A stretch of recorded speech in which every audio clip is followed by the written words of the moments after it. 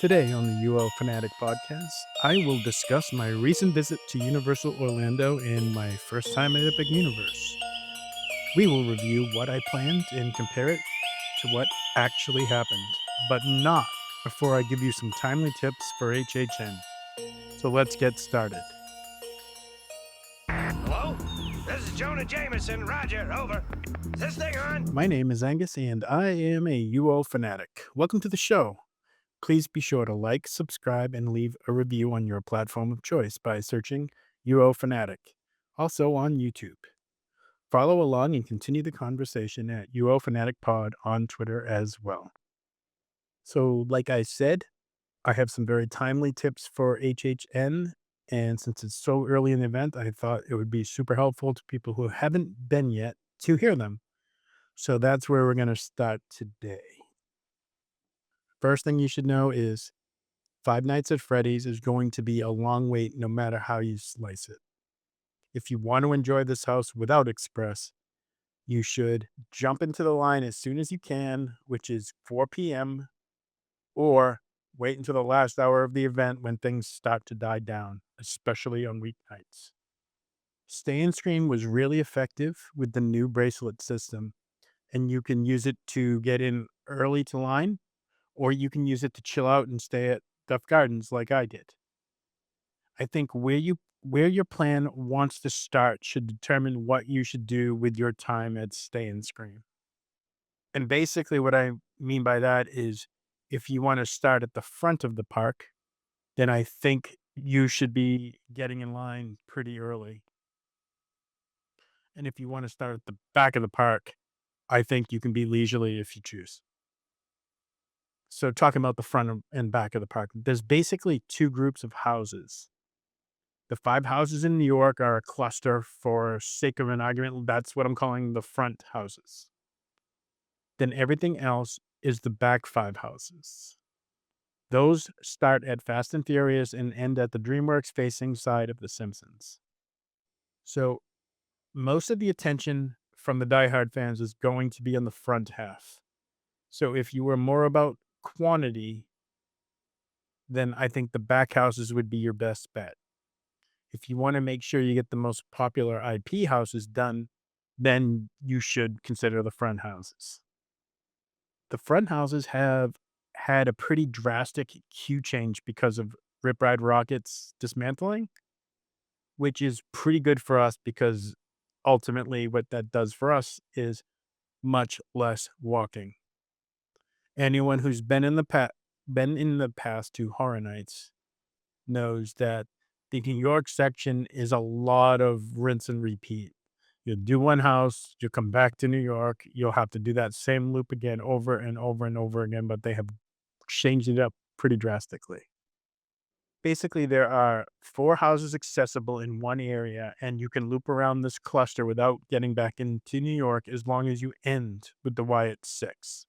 And I'll explain more about that after I describe the layout. So if you're familiar with the old side entrance that was usually used for AP entry during Appreciation Month, or in the past hotel guests at HHN, there's a side exit entrance by Blue Man Group Theater, and they actually are utilizing this for this cluster of 4 houses in New York. So this is from inside the park. This is by the Minion Ride, and you'll see a truss with the 4 houses signs on him. Five Nights at Freddy's, Wyatt 6, Terrifier, and Grave of Flesh. You will walk backstage and be able to get to any of those 4 houses. The first houses you're going to come across will be Five Nights at Freddy's, and to its right would be Wyatt 6. The least steps would be to pass these first 2 houses and go on and do both Terrifier and Grave of Flesh first. You'll see the signs that just basically tell you to keep walking. Terrifier might even save you a few more steps, and it is a popular house, so maybe that's a good strategy to hit that first. But regardless, follow the signs at the exit, no matter which of those 2 houses you try first. When you exit, follow the signs, and you'll loop right back to which of the other ones you hadn't completed yet. After that, if Five Nights at Freddy's makes the most sense, unless you have a special plan for it, the reason being saving Wyatt 6 for last is effective because its exit does bring you back to New York. So it gets you out of that loop. And this will bring you actually right to where you want to jump in line for the last of the front group because it exits basically where El Artista entrance is. Okay, so let's talk about the back set of houses. I think the best early strategy for stay and scream or even just from the gate would be to get to the back. This is talking about quantity, not like if you have specific houses in mind, right? These are going to be the less busy because people start in New York, tend to start in New York. So basically, you want to get to the space between the Nightmare Fuel Show and Men in Black. There's a cluster of two houses together backstage there, similar to the setup before, but here it's only two. So you'll go backstage and then you'll see two houses together. They're going to be Fallout and Gulkin. If you are early, these are both going to be a breeze. Fallout will fill faster, so you may want to choose that one first to get it out of the way. But the exit from Gulkin is the furthest walk back to the loop. So, but doesn't really matter because sooner you're going to have to do that walk once or twice, at one time, I should say, or the other, because both are going to eventually exit the same point. So you either hit Gulkin and do more steps at house one or hit Fallout first and get fewer steps to the Gulkin queue, but then you're going to exit and do the same amount of steps. So damned if you do and damned if you don't. Jason is a pretty popular house and it's a little out of the way at this point. But if you look at the app and look at the times and it's early enough, I think backtracking would be worth it here. So it really depends on use the app and find out what the time is. If it's still manageable, I would backtrack here. And it's at the Fast and Furious queue, by the way. After you exit Jason, or if you decide not to do Jason, you're just going to continue clockwise around the park toward illuminations for the remainder two houses. And those two houses are going to be you'll come to Dolls of the Damned first, and it makes sense from the steps perspective to get that one. And then last but not least is Hatchet and Chains. So those are my tips for how to accomplish the houses in a pretty both methodical and steps.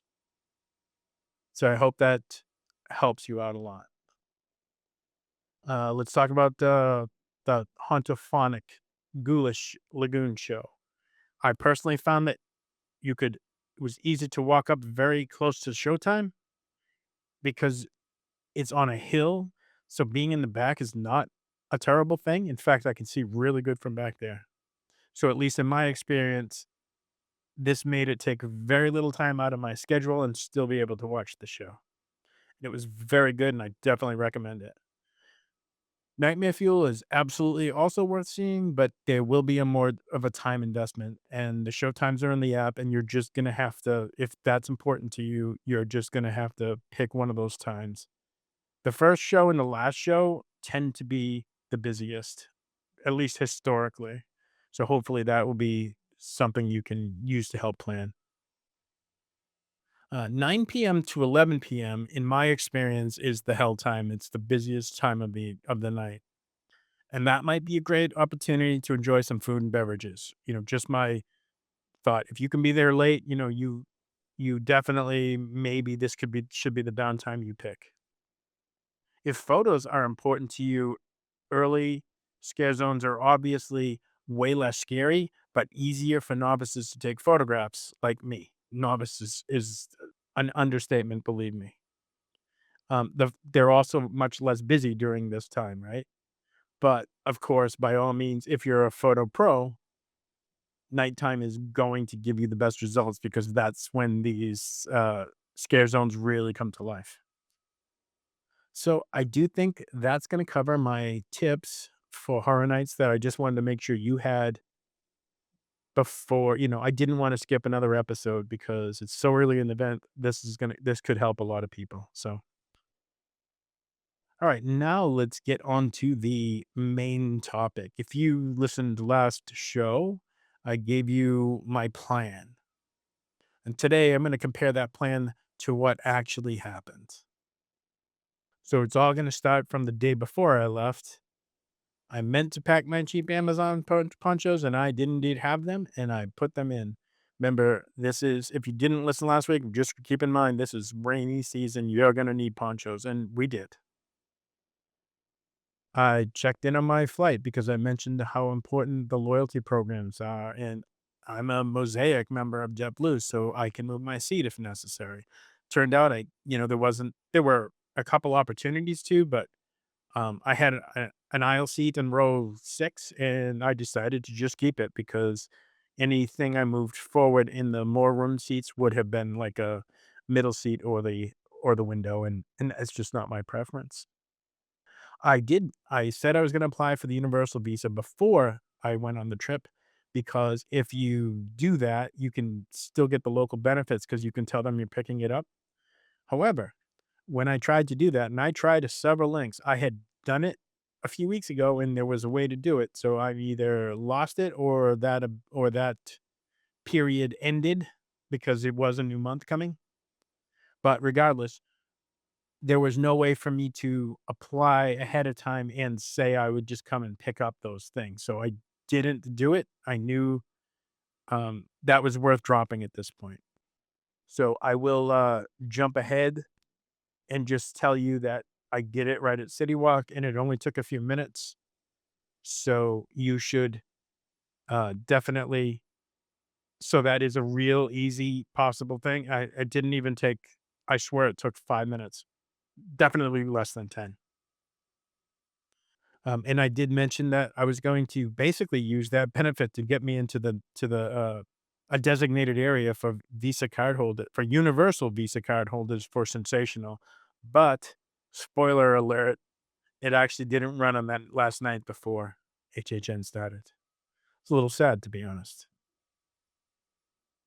I, of course, charged my electronics and I took my last look at the upcoming weather, and it was, nothing out of the ordinary. I was happy to see there weren't days of rain planned, but they were, every day had a strong chance of afternoon thunderstorms.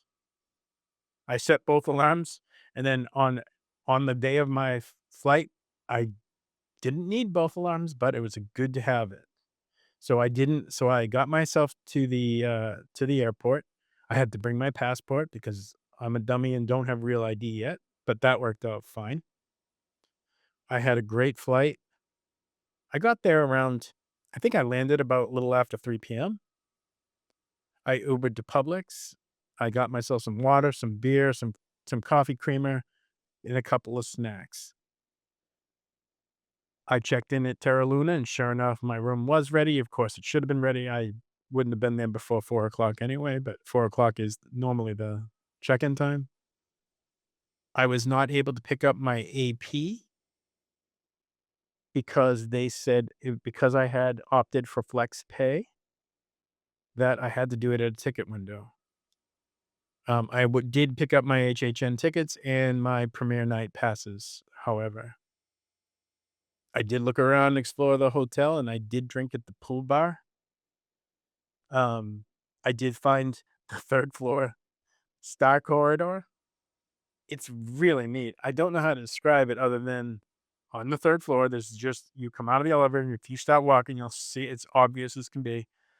There's just a section of hallway where the ceiling is painted black like the night, and there's stars, and they glow, and it's very neat. I don't know why they did it, but I'm happy they did it, right? It's one of those things. And this is also exists at Stella Nova, the sister resort. So they both have that feature. So it was neat. So like I said, I did drink at the pool bar. And that was fine. Their pool looked pretty good. No complaints. Nice little pool bar. And because of the timing, the lobby bar was open too. So I did just grab a drink there as well. So now I got both of those bars out of the way before I even did anything else. So I mentioned that weather permitting, I wanted to walk to Epic, measure it, and all that. I totally chickened out because I got very nervous. I thought I might have found the exit where I wanted to go, but there was a really big gate that looked like once I went out, I was gonna get locked out, and I just didn't know how to deal with it, and I wasn't sure. So I got very nervous. I stopped there, and then I went back to the front desk, and I asked the person at the front desk if how I would walk to Epic, and their line is that you can't. That part hasn't been imagined yet, or I forget her words, like they were gonna have a walking path someday or something. That's what the way she made it sound. Now, I knew there was a way because I had seen BioReconstruct's pictures of he did it, and he's timed it, and he's done all that. But, not being comfortable, I didn't know what to do. So, I didn't do it, and then of course, my other plan was to then get my first look at Epic Universe, no ticket, just take a look. So, of course, that didn't happen either. And then, walking to Stella Nova naturally doesn't happen either because these are all in the same direction. So, what I did do was I reached out on Twitter to BioReconstruct and just asked if for some clarification on that, where I exit. And, he didn't answer till a little bit later in the night, which was, I'm glad he answered at all. But, I was correct. My gut feeling was correct, but, I didn't wanna like I said, I didn't wanna chance it. I didn't feel comfortable, so but now I knew, at least going forward, that I would know how to do it. Now I have my level of comfort that is fine. So, at this point, now I said, "Alright, so we're skipping that. I'm gonna take my bus to City Walk. I'm gonna get my AP and all that kind of stuff, okay?" So the first thing I'd like to say is the bus basically from the Epic Universe area, no matter whether I was at Epic or at Stella Nova or Terra Luna, the bus rides seemed about the exact same time. It took basically anywhere between 14 to 16 minutes. Now, I'll give a caveat that sometimes the buses I felt like the bus system was as good as ever. I really didn't wait for a bus at all, but I do wanna remind you that these buses, if you get there and the bus is could be waiting for a good 10 minutes because they don't especially during the slow times of the day, they're not just gonna drive with just because one person's on it, right? They wait about 10 minutes before it's a cycle, right? And it makes sense, but do remember that. So, you need to at least double your planning time, right? I would say. Like if you I would say because the average is gonna be 15 minutes. All right, so you wanna double that and then probably give yourself an extra little slice to be safe. So let's say 40 minutes to get anywhere to be safe. That's what I would plan on. Before going in, of course, I have to get my annual pass. So I go to the ticket counter like I was told, and this is gonna be the negative for the trip. This was pretty bad, but in the end, I got it, so I guess I shouldn't complain too much. But this was an issue. I waited about 20 minutes in line. It's towards the end of the day. There's only like one window open. Fine. I wait that 20 minutes, but then they tell me that no, I can't get that pass there. I need to go to guest services because it's a flex pay. Now I don't know any better, so I listened. And towards the end of the day, anyone who's ever seen the guest services line can imagine that not only is there only one, there were two windows open actually, but there's a huge line. So I waited there probably another 20 to 25 minutes and still wasn't really close to being serviced. At this point, a manager had come out to the line just to kind of quiz people to make sure they were, where they're supposed to be, right? So they asked, is anyone just picking up tickets? And then I said, yes, I am. And then she's like, okay, so why aren't you at the ticket window? And I said, well, I'm getting in my Flex a annual pass, and I was told I have to come to guest services. And she said, no, you can go right over to the ticket window. And I said, but I did go to the ticket window and they sent me over here. And she said, well, I'm sorry, but that's crazy because they do Flex Pass, Flex annual pass tickets all day. They sell them there. They provide them there. I don't know if I miscommunicated to all these people. I wonder if even I could have got at the hotel at this point if I had maybe explained it better? I don't know if it was my fault or not, but, well, it wasn't my, no victim blaming here. It wasn't my fault, but maybe if I had explained it differently, they would have caught it, but for customer service, they should have actually they knew I was waiting already. They should have asked me more questions to make sure before they sent me somewhere else, right? So anyway, I was nervous about that, and I was like, "But there's a lot of people on this line, so this manager wouldn't leave." And I was like, "Will you walk over there with me?" Because I didn't wanna get sent back again, you know what I mean? So, she said she wouldn't, but she promised to come check on me, like, in a little bit. She would come by and just if I'm still there, she would help me. So, alright, so I went over there, and there's a new person at this window now, and without skipping a beat when it was my turn, just like that, gave me my annual pass.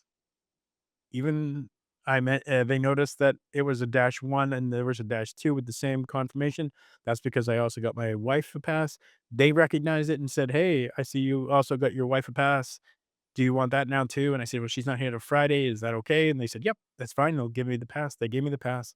And so now like an hour has gone by and now it's getting really late, right? Like now it's, almost near close. So I skipped the tribute store and the Photo Connect store there is being actually refurbished and they did have a stand set up, but I felt like they weren't going to be very equipped to deal with it. So I thought I'll just save that until Islands of Adventure. So I did go, about my business. Basically, what I did was I went to Duff Gardens. One of the longtime bartenders, Chuck, was there. Chuck remembers that I like Long Island iced tea, so he set me up. And funny is Chuck was a little off on the details for that day. So I thought the park was closed at 8, but Chuck told me it wasn't until 9 and that Sensational would be running at 9. So this is already like 8 o'clock, and they don't realize that the park is actually closed. So he did get me another drink because of the not giving me any warning for the last call. But it was really funny. He's just kept apologizing, going, "I really thought it was open till 9. I really thought Sensational was running," but it wasn't. So, anyway, Chuck's a great guy, so I forgive him. There was no big deal there. So, at that point, the park was closed. I finished my drink. I wandered out. I did not go to the Dead Coconut Club because I'm pretty sure it was not open that evening because all the signs say on HHN nights. So, I just chose not to try to walk up there. So, I did not do that on that night. I basically went back to Terra Luna. I timed it again in that 14 to 16-minute range. Went and got some sleep because the next day was gonna be a big day. Briefly, I will say I really enjoyed Terra Luna. I found it to be extremely comfortable. The bed was actually super comfortable too. The layout, it just has a nice layout. I don't know how to describe it, but normally where you would see the desk in a hotel room, there was like a bench couch there with a little table. And that just provided more room, so I just felt like functionally the space was just it felt more spacious than it was. These are, I think, 313 square feet. It's not a tiny room to start, but it felt even more spacious with that layout. So it was a nice touch. I'm sure some people would miss the full desk, but the little table was enough for me, so I just thought it was great. So now we're on to day number 2, my first full day. This is premiere night. This is my wife will be arriving on the following day, so this is my last day to do my thing. So the original plan was whether or not I would walk over early to Stella Nova or would I check my bags at Terra Luna and get on with my day and then come back to Terra Luna and then go to Stella.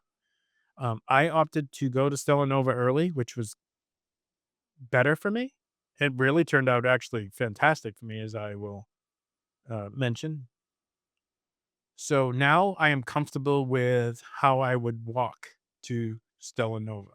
So now I have a full size rolling luggage. I have a roller bag that's the size that you can take on the plane. And then I have my backpack. I was able to get, like, my beer and all my supplies into the luggage, so I didn't have anything extra from those 3 things, but they're pretty heavy now because of all that stuff. So at this point, I take those bags and I go out that gate that I was nervous about yesterday, and I went on with my day. I walked in the excruciating Orlando heat to Stella Nova, and I gotta tell you, it was only 60 minutes.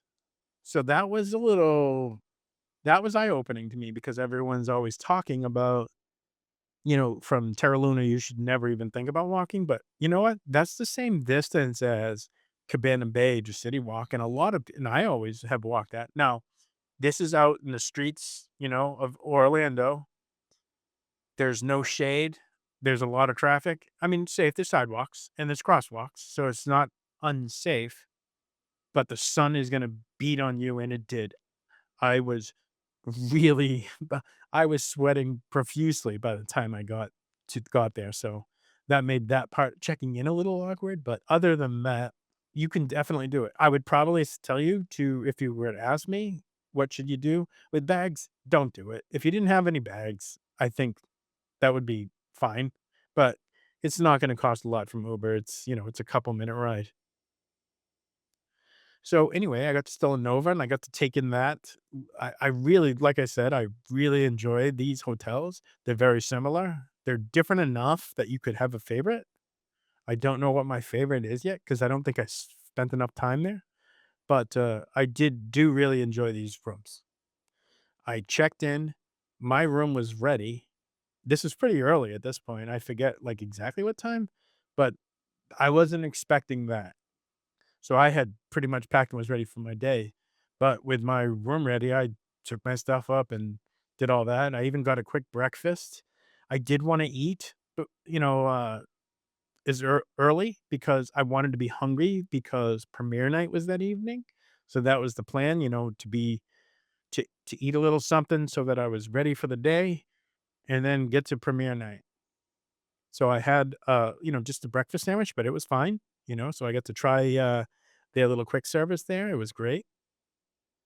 And before I went over, this is now where I got my first look at Epic. So here I am now. So we knew how long it took me to get from Terra Luna to Stella Nova. Now I don't have Benny bags, and I walked to Epic Universe, and it was 7 to 8 minutes. Now that was a perfectly timed crosswalk hit. So I don't think I think normally you're going to see 8 to 9 because it is a long light. Now remember, there is a button you can push to get a safe. You'll get it because it is like 6 lanes. It's three each direction, so it's a big road. You would not want to cross that without a stop. Without the crosswalk and the light in your favor. So anyway, like I said, 8 to 9 minutes, probably maybe 10 in the absolute worst case timing. Um, but it was only 2 to 3 minutes from that crossing the street to the bus loop, so it's very close at that point. So that means Terra Luna was really only about 12 to 13-minute walk to Epic. So that's better than Portofino Bay, guys. So I don't know why everyone's saying you can't walk. I mean, there's no shade and it's not as safe as the garden walk, but that's not bad. Now, with the buses being as efficient as they are, why wouldn't you do that? But can you? Yes, you absolutely could. I went to Epic. I just looked at the entrance basically, right? The Kronos. And wow, it was beautiful. Without seeing inside the park, you could just feel it was special. So at this point, I got a couple of pictures and I said, you know what? Now from Epic, let's see what that's like, right? So I went from Epic, so I got on the bus and I just went to City Walk. And again, that's same time, 14 to 16 minutes, everything. Didn't seem to make a difference when from that side of town. So I went into Islands Adventure. I did get my photo connect, and here's one of my great plan. What I thought was a great plan that turned out to be a nothing burger. So yes, there's a 35% off discount right now for annual pass holders on the annual plan. But turns out the cost online is 35% difference than if you go in person. So I didn't pay any more, but I didn't pay any less. So I could have saved myself a little of a few minutes maybe by just doing it online. So I did find that a little humorous, but it is what it is, right? At this point, I got to where there was not very busy. So my two favorite rides in this park, for sure, are Velocicoaster and Hagrid's. Velocicoaster, my wife will not ride, and Hagrid's, my wife would ride it, but she will. It's really difficult to get her in that line. We've had a couple of really bad experiences in that line with breakdowns and everything, and she just won't do it anymore. So these were my only two chances. This is my only chance probably to get on both of these attractions. So I did do that. Now, Velocicoaster, believe it or not, was only a 15-minute wait. And I was like, you have to be kidding me. And it really was. So that was absolutely fantastic. I get out of Velocicoaster, I open the app, and I look up the time for Hagrid's, and it says 45 minutes. I'm like, wow, that's really good for Hagrid's, right? So I bolted over there. By the time I got there, it did say 65, and I was like, you know what? This is my chance. I'm going to do it. Now, things don't always go according to plan, and it did not break down, or at least I did not hear any messages saying it broke down. But they lied pretty badly about that. That estimate was way off. It still was. It was about 95 minutes, and I wasn't expecting that. But my honest opinion, I'm glad it said 65. I don't think I would have gotten the line if it said 95. And I was glad that I got to ride it this trip because Hagrid's really is a fantastic. It's so good, and I'm just glad.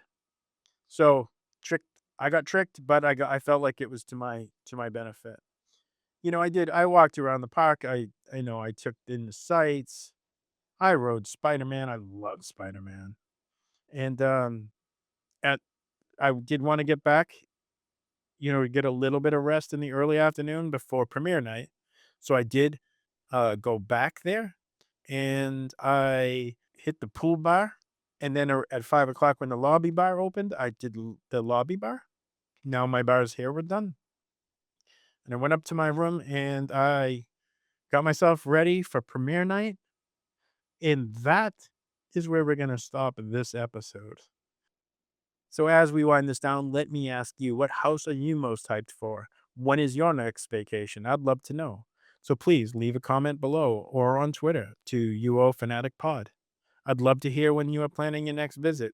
And while we're on the topic, if you'd like to support the show, please consider allowing me to assist you and book your Universal vacations. I am an authorized Universal Orlando Resort specialist with decades of experience touring the Universal Orlando Resort. Remember, my services cost nothing to you. They're absolutely free. I am paid for by Universal Destinations. Find out more at UOFanatic.com. We can fill out a short form on the front page of the website. And fun fact, everyone, I'm a Disney authorized agent as well, should you be considering a trip to the other side of town. I would more than appreciate your support. While on that topic, please like and subscribe on your podcast platform of choice. I would also really appreciate it if you spread the word about the show or share an episode on social media. Thank you for listening. We'll see you next time. Guess that wraps things up. You guys did all right. But don't give up your day job. Say cheese. See you later. Congratulations, you're heroes. I knew it all the time.